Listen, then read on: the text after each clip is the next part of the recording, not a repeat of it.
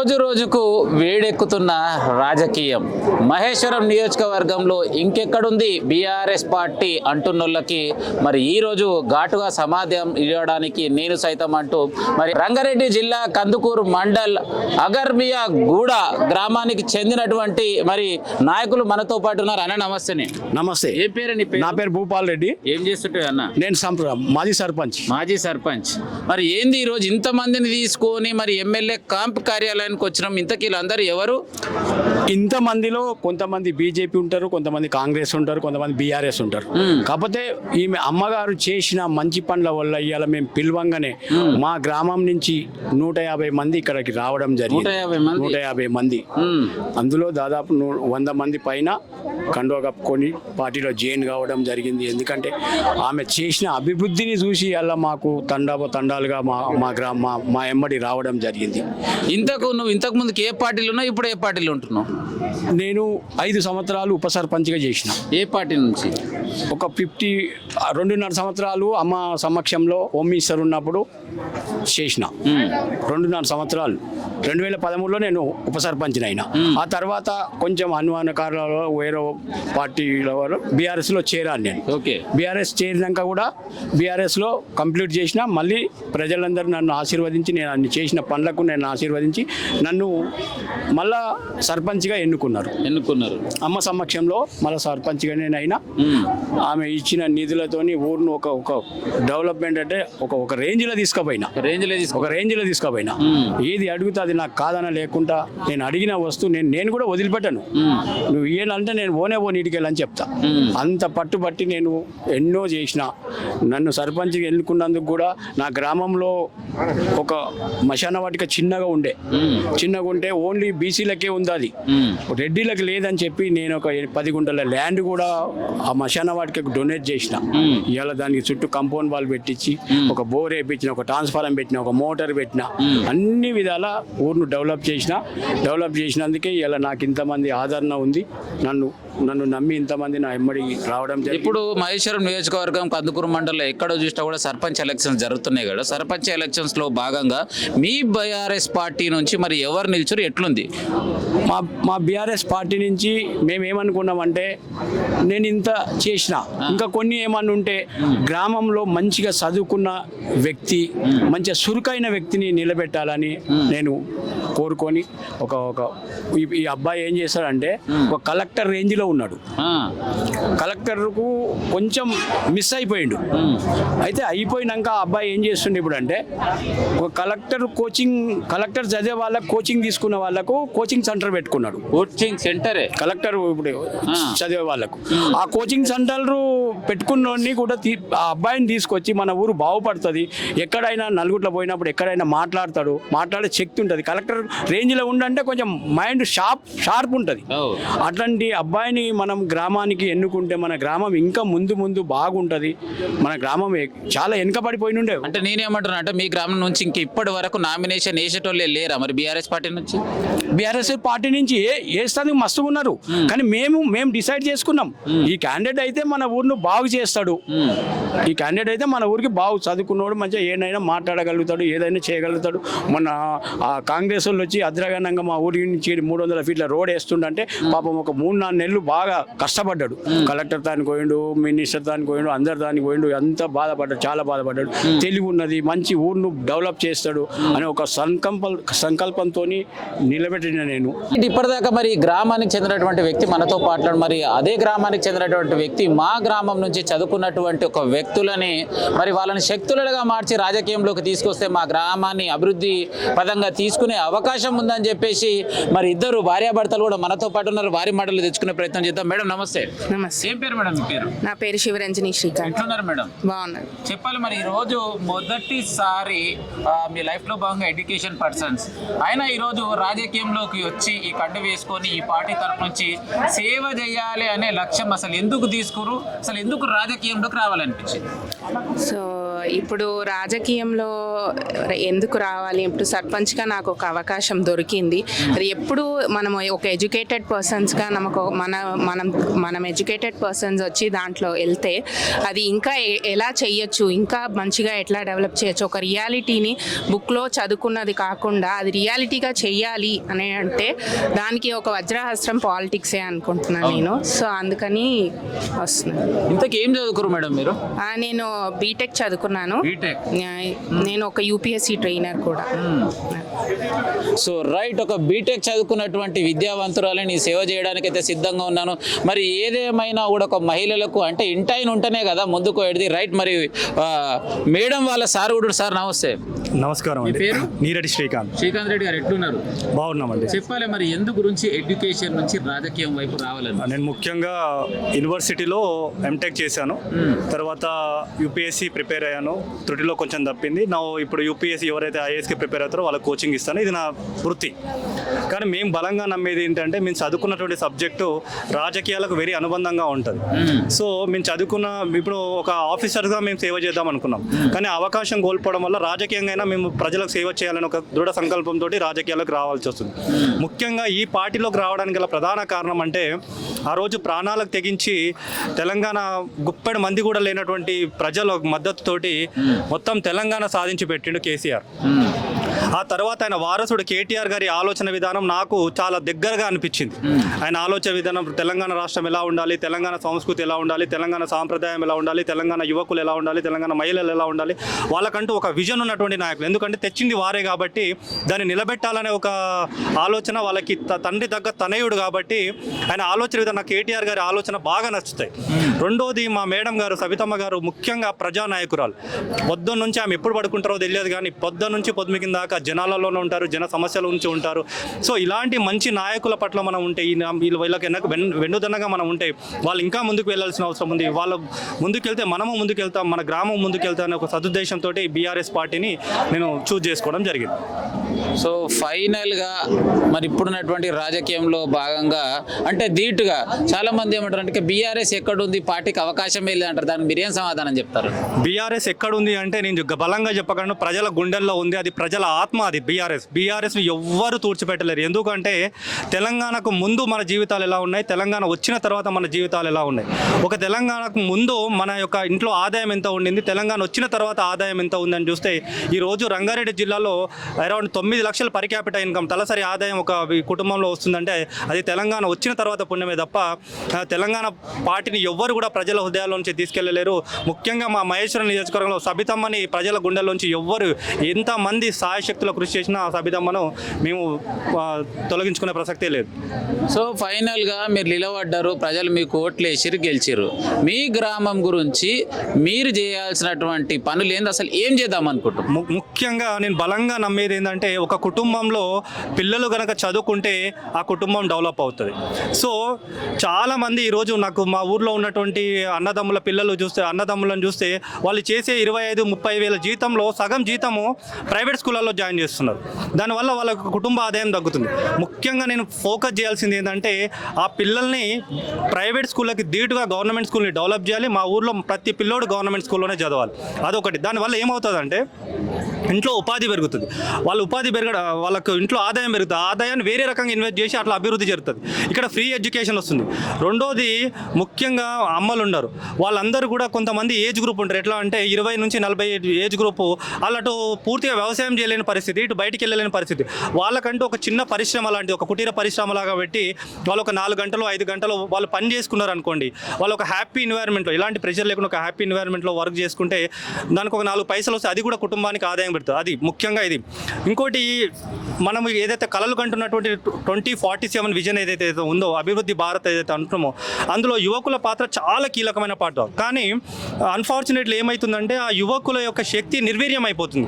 ఎందుకు నిర్వీర్యం అయిపోతుంది అంటే వాళ్ళు సరైన స్కిల్స్ లేకనో, లేకపోతే సరైన ఉపాధి అవకాశాలు లేకనో, ఉన్నా కూడా వాళ్ళు సద్వినియోగం చేసుకోలేకనో, లేకనో అవకాశాలు వాళ్ళకి తెలియకనో వాళ్ళు ఏం చేయాలో తెలియక ఊర్లోనే ఉండిపోతున్నారు. అలాంటి వాళ్ళకి ఒక ట్రైనింగ్ సెంటర్ లాగా పెట్టి పక్కనే ఉన్నటువంటి ఇండస్ట్రీలో నేనే డైరెక్ట్ ఆ కంపెనీ ఓనర్స్ తోటి కానీ సీఈఓతో ఎండిఓతో మాట్లాడి వాళ్ళకి ఉపాధి ఇవ్వాలనేది నా యొక్క దృఢ సంకల్పం. దానికి తోడు నేను చిన్నప్పుడు చూస్తుండే ఊర్లలో ఒక ప్రేమ వాతావరణం ఉంటుండే. ఎట్లా అంటే అమ్మ అయ్యా నాన్న వరుసలు పెట్టుకొని పిలుస్తుండే. కులం ఉంటుండకపోతుండే, మతం ఉంటుండకపోతుండే. కానీ ఇప్పుడు ఏమైందో ఏదో కొంచెము అది పార్టీల పరంగానో లేకపోతే కులాల పరంగా అది పెరుగుతుంది. నాకు ఆ సహృద్భావమైన వాతావరణం ఎట్లా అంటే అందరూ మన వాళ్ళే, ఒక ప్రేమగా ఉండాలంటే అందరి మధ్యలో ఒక ఐక్యత రావాలనేది ఆ మొదటి ఉన్నప్పుడు ప్రేమని మళ్ళీ చిగురించాలి. అందుకే నా మేనిఫెస్టోలో కూడా నేను ఏం పెట్టుకున్నానంటే ప్రేమే మార్గం, అభివృద్ధి లక్ష్యం. ప్రేమతోటి అందరినీ నేను జయించాలి, ఎలాంటి క్లాషెస్ లేకుండా చేయాలని. రెండోది ముఖ్యంగా మా దగ్గర భూముల రేట్లు పెరిగేసరికి భూ సమస్యలు పెరిగిపోతూ ఉన్నాయి. వాటిని కొంతమంది నాయకులు ఏం చేస్తున్నారంటే వాటిని అడ్వాంటేజ్గా తీసుకొని దాని మీద లాభపడే ప్రయత్నం చేస్తారు. కానీ ఒక కామన్ మ్యాన్కి ఒక కలెక్టరేట్ దగ్గరికి పోవాలంటేనో, ఒక ఆర్టీఓ దగ్గర పోవాలన్నా, ఒక ఎండిఓ దగ్గర పోవాలన్నా, ఒక ఎంఆర్ఓ దగ్గర చాలా కష్టం ఉంటుంది. అయితే నేను ఒక ఐఏఎస్కి ప్రిపేర్ అయిన క్యాండిడేట్గా, నేనే ఒక ఐఏఎస్ని తయారు చేసిన క్యాండిడేట్, ఐఏఎస్ ముంగల కూర్చొని నేను మాట్లాడగలి వాళ్ళ సమస్యలు తీర్చగలను. సో ఆ భూ సమస్యలు కూడా పరిష్కారం చేస్తాను. దానికి తోడు గ్రామాల్లో పరిశుభ్రత చాలా ఇంపార్టెంట్. ఆ గ్రామ పరిశుభ్రత ఇంకా ఈ ఎవరైతే వృద్ధులు ఉన్నారో వాళ్ళకి ఉచిత క్యాంపులు, ఐ క్యాంప్ కానీ హెల్త్ క్యాంప్స్ కానీ అలాంటివి పెట్టి వైద్య రంగాన్ని కూడా కొంచెం పరిపుష్టి చేసి, ముఖ్యంగా ఫైనల్గా నేను ఏమనుకుంటున్నా అంటే గాంధీజీ కలలు కన్నటువంటి గ్రామ స్వరాజ్యం ఏదైతే ఉందో, ఈ మన భారత రాజ్యాంగంలో 73rd అమెండ్మెంట్ యాక్ట్ ద్వారా వచ్చినటువంటి పంచాయతీరాజ్ చట్టంలో ఉన్న నిజమైన సోల్ ఏదైతే ఉందో దాన్ని నేను ఇంప్లిమెంట్ చేయాలనుకుంటున్నాను. గాంధీజీ కలలు కన్న గ్రామ స్వరాజ్యాన్ని దిశగా నేను ఖచ్చితంగా ప్రయత్నం చేస్తాను. ఒక్కసారి మా ఊర్లో ఉన్న వాళ్ళకు కూడా నేను కోరుకుంటున్నా అంటే ఎంతోమందికి అవకాశం ఇచ్చారు, ఒక్కసారి నాకు అవకాశం ఇచ్చి చూడండి, ఖచ్చితంగా నేను కొంచెమైనా మార్పు తీసుకొచ్చి నేను చూపెట్టగలుగుతాను. సో ఫైనల్గా చూసినట్టయితే ఇప్పుడున్నటువంటి రూలింగ్లో భాగంగా కాంగ్రెస్ పార్టీ రూలింగ్లో ఉంది. సో మీరు బీఆర్ఎస్ పార్టీ నుంచి గెలిచిన తర్వాత మీ గ్రామానికి నిధులు ఏ విధంగా తీసుకొస్తారు, ఎట్లా ఫైట్ చేస్తారు? మీరు గనక చూస్తే చాలా మంది ఇది ఒక అపోహ, ఏది అధికారంలో ఉన్న పార్టీ ద్వారానే మనకు ఫండ్స్ వస్తాయి, అందరు అధికార పార్టీలోనే చెలాయించాలి అంటే, నేను బలంగా ఇప్పుడు ఈ ప్రతిపక్షంలో ఉన్న పార్టీని చూసుకోవడానికి ఎక్కడైతే గొంతు ఉంటుందో, ఎక్కడైతే ప్రశ్నించే తత్వం ఉంటుందో ఫండ్స్ అవే వస్తాయి. ముఖ్యంగా గ్రామాల అభివృద్ధి అవుతున్నాయి, కేంద్ర నిధులతో అభివృద్ధి అవుతాయి, ఎమ్మెల్యే నిధులు ఉంటాయి, స్పెషల్ గ్రాంట్స్ ఉంటాయి. వాటిని నేను చదువుకున్నా కాబట్టి ఎక్కడి నుంచి ఫండ్స్ తీసుకురావాలో నాకు బలంగా తెలుసు. కాబట్టి నేను ఆ నిధులు తీసుకురాగలుగుతా. వాటిని వాళ్ళ ఇంట్లోకి ఏమి ఇవ్వట్లేదు, అది రాజ్యాంగపరమైన హక్కు. అవి రావాల్సిందే. జనాభా ప్రాతిపదికన ఆ ఫండ్స్ అనేవి డివల్యూషన్ ద్వారా వస్తూనే ఉంటాయి, ఫైనాన్స్ కమిషన్ ద్వారా ఎన్ని రావాలని వస్తూనే ఉంటాయి. ఎవరు ఏం చేసేలేదు, ఎవరు ఆపేలేదు. ఇది ఎవరైతే అధికారంలో ఉన్నా మేము అది చేసాం ఇది చేసామంటే డంబాచారం అయితే తప్ప ఏం లేదు. ఈ గత 2.5 నెలల్లో అధికారంలో ఉన్నారు, ఏం చేసినారు? అదే నేను ప్రశ్నిస్తా. ఎప్పుడైతే ప్రశ్నించే తత్వం ఉంటుందో ఫండ్స్ ఆటోమేటిక్గా వస్తాయి. ఆ ప్రశ్నించే గొంతు నాకుంది, నా గొంతును కాపాడుకోవడానికి నా వెనకాల నా ప్రజలు ఉన్నారు. డెఫినెట్గా నేను అది తీసుకొస్తా, అభివృద్ధి చేస్తా. ముఖ్యంగా ఇక్కడ చెప్పాల్సింది మా మామగారు అయినటువంటి భూపాల్ రెడ్డి గారు, వారు ఒక చదువుకోకపోయినా ఆయనకు ఒక సంకల్ప శక్తి బలమైంది. ఆ సంకల్ప శక్తితో ఈరోజు ప్రతి వాడలో కూడా రోడ్లు వేయించి పెట్టాడు. ఎన్ని పనులు తీసుకురావాలో అన్ని పనులు చేయించి నిజంగా ఆయన దేయంలో చాలా అభివృద్ధి పనులు జరిగినాయి. ఆయన అనుభవం కూడా మాకు కావాలి. ముఖ్యంగా యువతను ముందుకు తీసుకెళ్ళి రేవంత్ రెడ్డి గారు ఉన్నారు, వారి సహకారం కూడా మాకుంది. వీళ్ళ పెద్దవాళ్ళు ముఖ్యంగా జంగారెడ్డి గారు కానీ ఇంకా చాలా యాదగిరి గారు పార్టీ పెట్టినప్పటి నుంచి కూడా వాళ్ళ పార్టీలో ఉన్నారు. వాళ్ళందరి సహకారంతో నేను ముందుకు తీసుకెళ్ళి అందరినీ కలుపుకోపోతాను.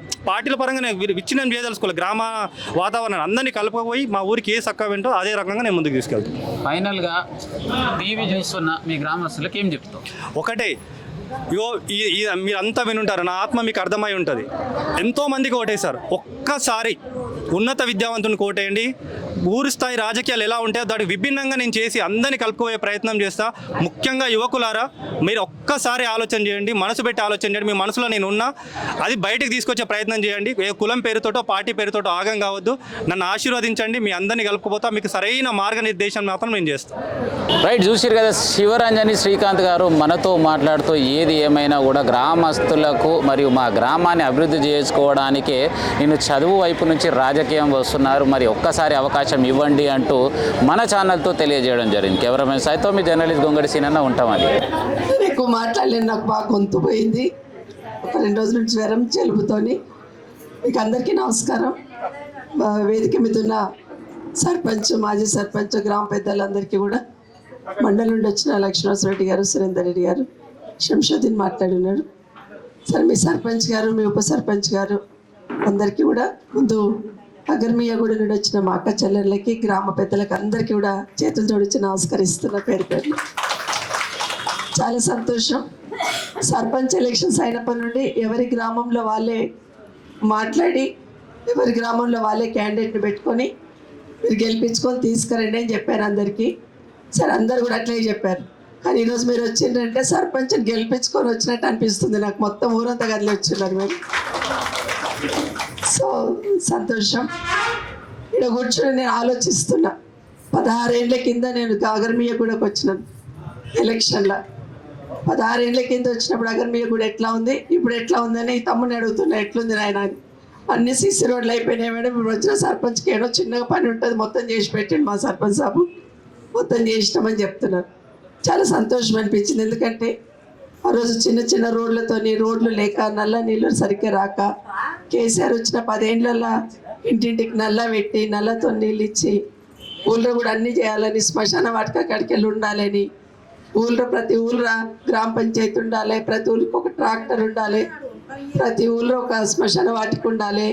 ఇట్లా ఒక్కొక్కటి చెప్పి, ఒక తండ్రి పిల్లలకి ఎట్లా చెప్తాడో అట్లా చెప్పి, సర్పంచులకి ఇట్లా పని చేసుకోండి, ఊళ్ళు మంచిగా పెట్టుండి, చెత్త ఏడంటే అడేయకండి, చెత్త డంపింగ్ యార్డ్లోనే వేయండి, శ్మశాన వాటిక లేకపోతే ఉన్నోడంటే భూమి ఉన్నోడు ఏడైనా చేసుకుంటాడు, లేనోడు చచ్చినందుకు ఇంట్లో కూర్చొని ఏడవాలన్నా, బాడీ శవం ఏడు తీసుకుపోయి పెట్టాలని ఏడవాలని ఉంటుంది.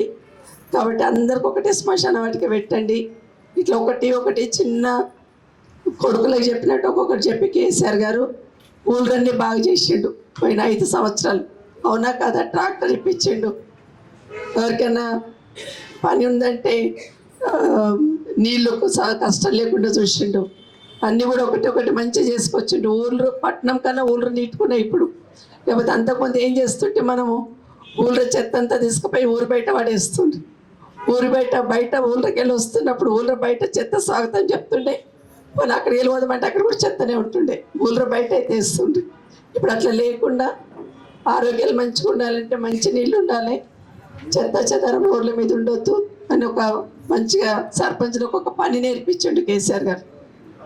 అని 2 ఏళ్ళ నుండి సర్పంచ్ పదవి అయిపోయినాక సర్పంచ్ ఎలక్షన్ పెట్టకపోయారు కాంగ్రెస్ వాళ్ళు. చూస్తే మనం ఎవరు చెప్పుకోవాలి, పోయి సెక్రటరీకి చెప్పాలి, సెక్రటరీ నాకెందుకు అంటాడు. మళ్ళీ కొత్త సర్పంచ్ వచ్చిందాక పాత సర్పంచ్నే చూసుకోవాల్సి వచ్చింది. ఇప్పుడు సర్పంచ్ ఎలక్షన్స్ పెట్టినారు. ఇప్పుడు శ్రీకాంత్ వైపు నిలబడింది, అట్లాగే ఈ అమ్మ కూడా నిలబడింది, ఇద్దరు నిలబడ్డారు. ఇద్దరి మధ్యలో ఇద్దరు నా వాళ్ళే ఉన్నారు. 2 కళ్ళు నాకు ముఖ్యమే, ఏ కన్ను ఓడ్చుకోవాలి, ఏ కన్ను ఉండాలని నాకు పరిశాన్ అవుతుంది. ముందు ఊళ్ళో పెద్దలు కూర్చొని మాట్లాడుకొని వస్తేనేమో బాగుంటుంది.